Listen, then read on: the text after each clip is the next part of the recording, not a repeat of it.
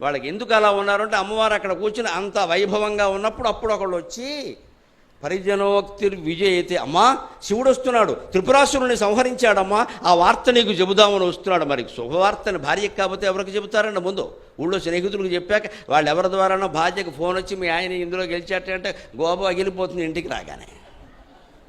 వాళ్ళే చెప్పేది నువ్వు అంటారు వెంటనే.